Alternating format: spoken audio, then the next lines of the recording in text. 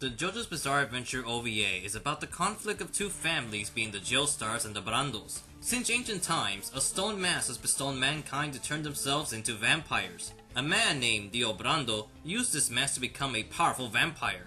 However, he was defeated by his stepbrother Jonathan Joestar. Shockingly, Dio Brando managed to survive, stealing Jonathan's body. Upon his revival, a descendant of the Joestar family, Holly Joestar, became afflicted with a curse which can only be lifted with Dio's death and placing Jonathan's body to eternal rest. Holly's father, Joseph Joestar, and her son, Kujo Jotaro, along with some manly comrades, head to Egypt to slay Dio and rescue Holly's life. Our heroes have been nicknamed the Stardust Crusaders, who are each wielding a power known as a stand, a ghostly ripple representing their soul, allowing for individual abilities. However, Dio has loyal followers consisting of stand users, whose mission is to kill the Joestar bloodline. With the life on the line, Jotaro and his manly friends walk a dangerous path filled with heart-raising suspense, horrid horror, and ghastly death.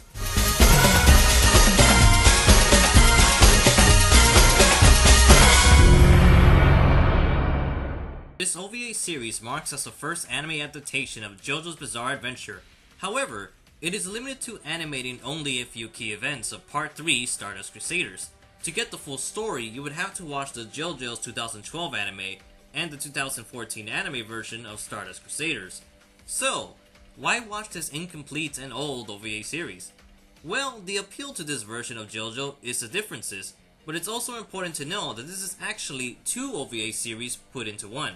Originally, there was only the 1993 OVA series consisting of 6 episodes, which focused on the finale of Part 3. It wasn't until the year 2000 that a new OVA would exist, acting as a prequel, much like the Star Wars prequels. Back in 1993, reasons as to why beginning JoJo with the finale of Part 3 and not animating Parts 1 or 2 has been a topic of speculation with no real answers. However, I placed all my theories in a video titled What Made Stardust Crusaders Popular to offer you some insight. I like to think of the OVA series as a movie version or a playlist of the best parts of Stardust Crusaders. Despite the age gap, the OVAs from the 90s still have amazing scenes of well-animated movement. However, the OVAs also take several liberties. Araki's work in JoJo is one that encompasses horror and suspense, but tends to be very comical, but sometimes even his writing can be sloppy. A lot of fans of JoJo, whether old or new, have noticed that, for whatever reason, Araki's writing in Part 3 have some questionable moments that result in either outrageous, somewhat stupid, or pointless, or even asking ourselves what was the point of her, him, or why didn't you do that before? So the director, Hiroyuki Hitakubo, and possibly several other people, decided to focus on JoJo's strengths being the manliness, the suspense, and the horror, thus omitting most of the series' sense of humor, taking JoJo in a very serious approach. Differences are to be expected due to its short length, but as I said before, that's what makes the OVAs appealing. The 2000 OVAs, being episodes 1 through 7, make smarter decisions to move the story faster, so certain events occur simultaneously, but also offers a few scenes or cool pieces of animation exclusively to the OVA. Some examples would be the complete change in battles with strength and Enya, but at the same time, some fights don't seem as interesting as the current anime such as Porter vs. Avlo or even Jotaro vs. Kakyoin. But there's always some angle or image that I can't help but enjoy it. Without a doubt, the 1993 OVA is the stronger of the two. The main strengths of the 93 OVA included suspense scenes such as Endo's glove or geyser scene, the poker game with Darby, Dio's card chase, and even Dio's fight with Jotaro. But it also tends to have additional scenes or lines of dialogue to better expand Jotaro's characterization.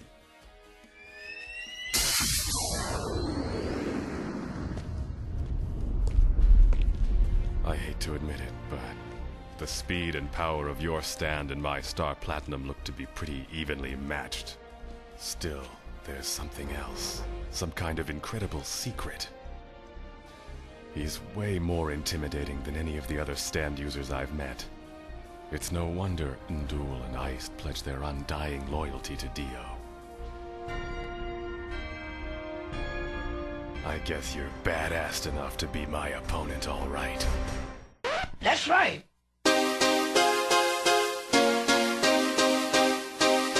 Above everything else, the 93 OVA succeeds in its climax. While I admit the Vanilla Ice fight is pretty boring in OVA format, The moment new Kakyoin shows up to save Joseph, all the way to the end of the Jotaro vs. Dio fight, becomes an addicting and fangasm experience. It is structured with such care and excitement that every new thing that's not in the manga works better, especially with all the effort placed into the animation. While the 2000 series has a cleaner and slick look, it sadly has less impressive movement when compared to the 93 OVA.